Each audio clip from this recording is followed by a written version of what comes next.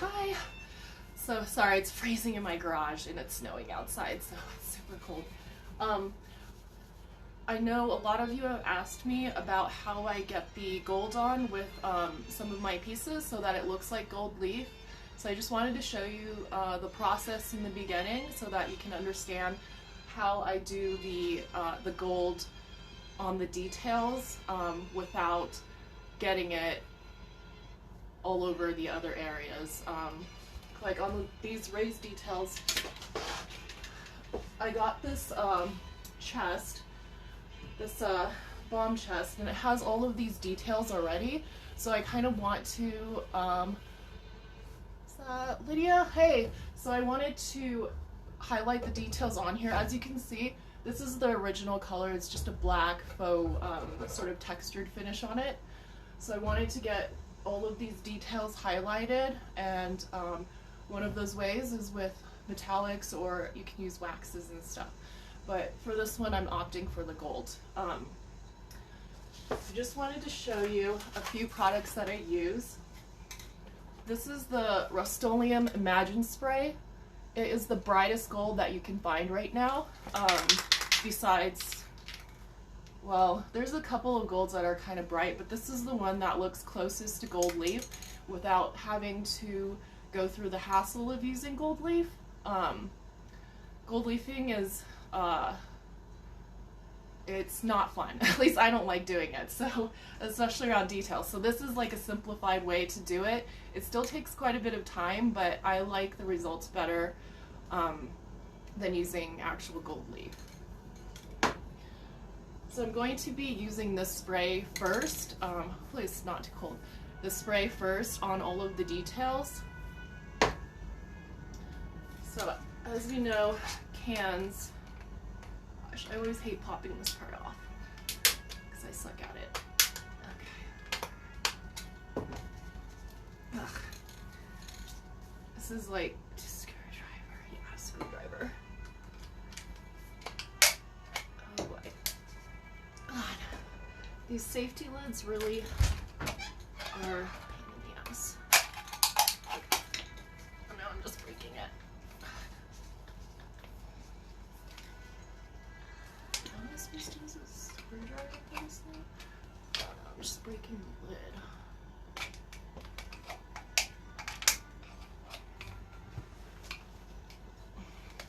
I hate these. Okay. There we go. Jesus.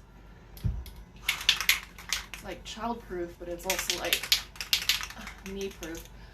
So these spray cans, if you've used them before, they have these little, the little touchy spray thingies, which are actually pretty annoying. My Klingon brushes, yes. I always have my little bucket handy with the Klingons. So I actually have a few of these Rustoleum comfort grips. You use these on top of the spray cans and you don't get your fingers dirty when you're spraying.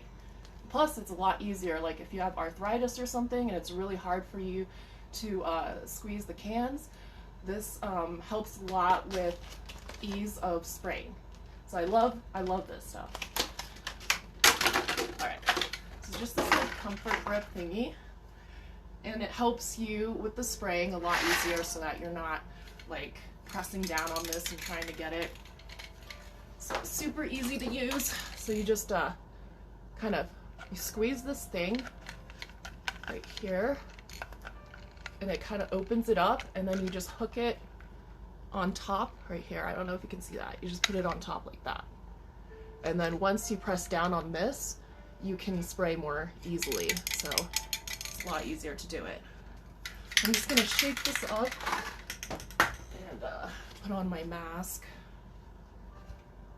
I'm trying to get better at using this thing. Okay. Alright. Oh, it's not even really staying on. Like an air. Alright. I can get this on correctly. Trying to get better at safety using these sprays. So, okay, so I'm just gonna shake this up, and then I'm going to spray all these details here. I've already cleaned this using the Crud Cutter, spray cleaner thingy. So, just gonna do the details like that.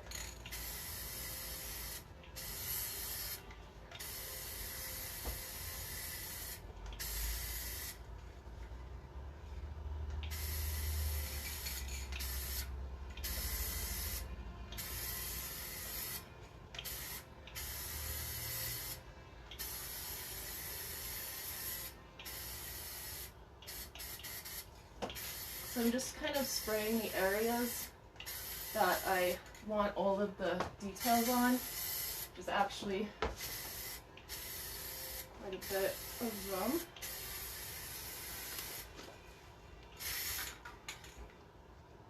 I want to make sure you get the sides too, because they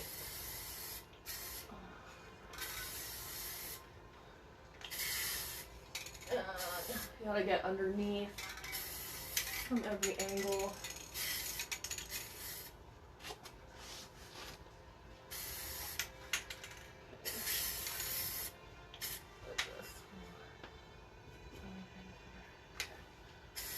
So I'm just kind of spraying all the detailed areas and getting around the sides. You don't want to spray too much. If you spray too long, it makes a little drippy, so you don't want to spray too much of it or super up close. I always keep a distance of about, 6 inches at least, so that it's not going to drip down with like too much spray. And then this area too, so I'm just basically getting all of the raised areas covered.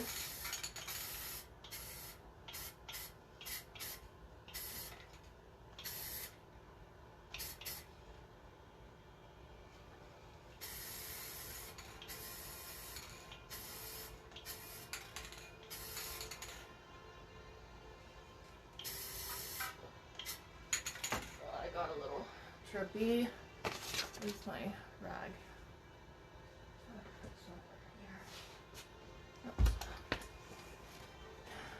Sorry. Kind of dripped a little bit on this side.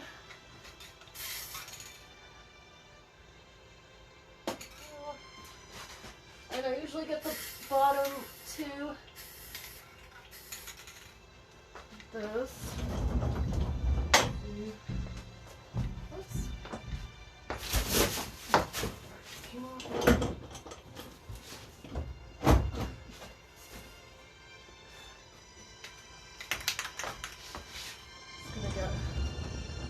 As well, right here.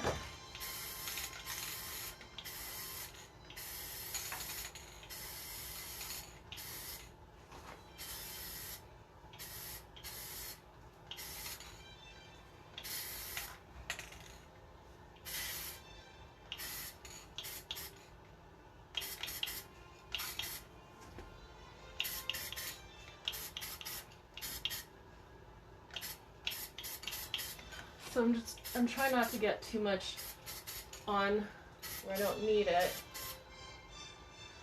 but just the corners and stuff. That's important. Okay, so that's basically it for the spraying part. So this is what I do first. I get the areas right here and do the gold spraying part in the very beginning. It's easier than trying to tape off all of these areas because it's not even, and then all these details you would actually have to like tape it off and then use a razor blade and cut around it and all of that stuff. So it's just easier to use the spray first before you do the actual painting part.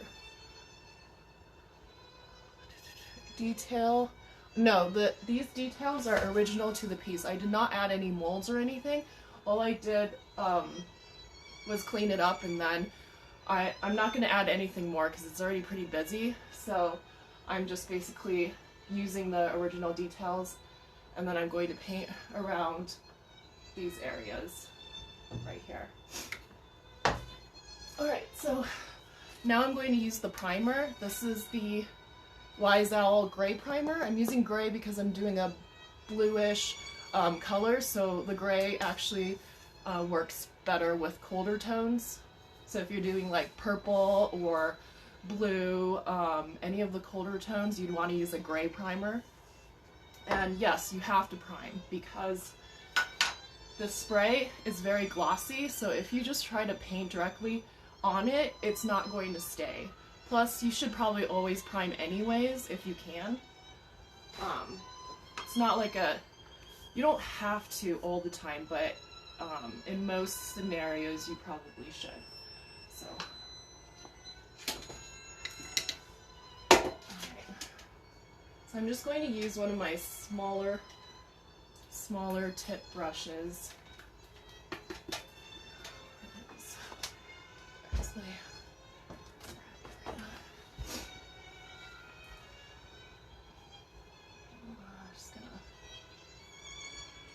stir this up a little bit.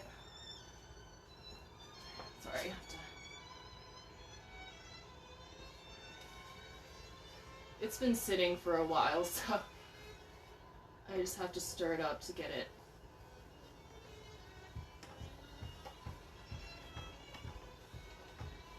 Incorporate it again, otherwise it's just going to be too watery and not stay.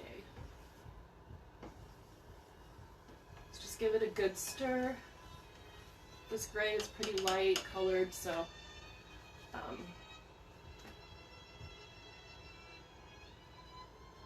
so this is the part where it's kind of meticulous. I have to like get around these areas right here with my primer.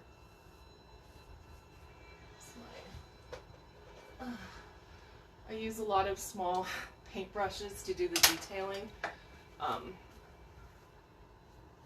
just because I don't want to get it, you know, over the gold that I already meticulously sprayed on there. So I'm just getting the primer around these areas.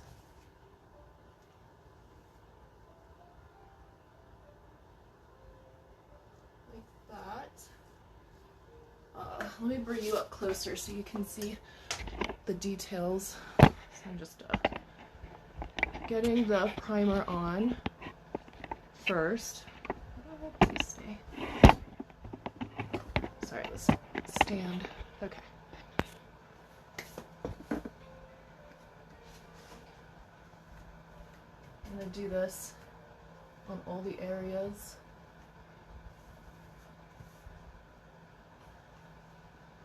Primer isn't super thick, but it works well.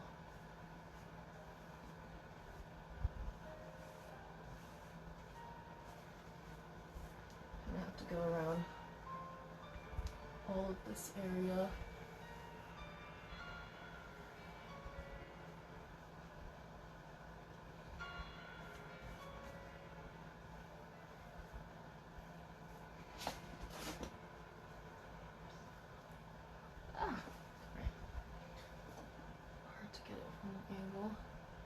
And the gold dries fairly quickly. As you can see, it's already dry. When you do it with a thin layer like this, it dries usually within a couple of minutes.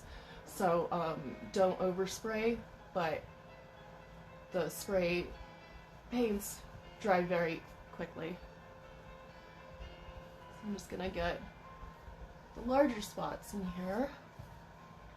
And then I'll have to go back and detail it with the little brush. But I'll do all of this area down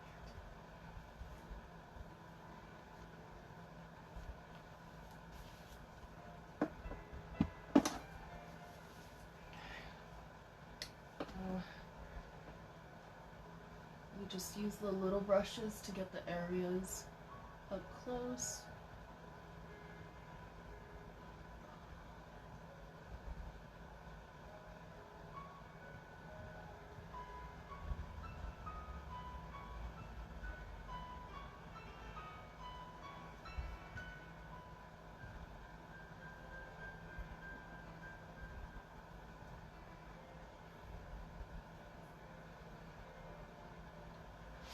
This is the boring part, but I just wanted to show you what I actually do when I do these kind of pieces. It's a lot of just painting with a tiny brush to make sure I don't get it on the gold. And then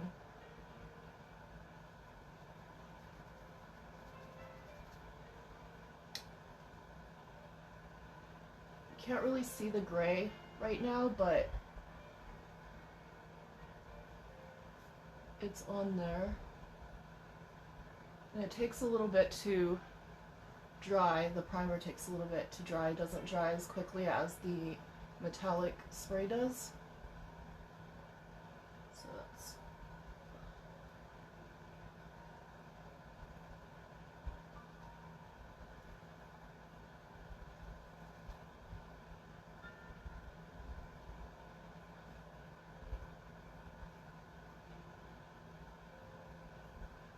I have to use a smaller brush for those tight spaces.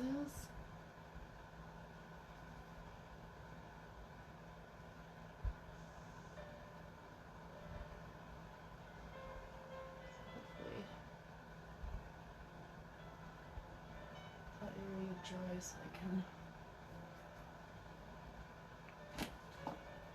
I'm just painting around the details where I'm going to end up painting it a bluish sort of hue.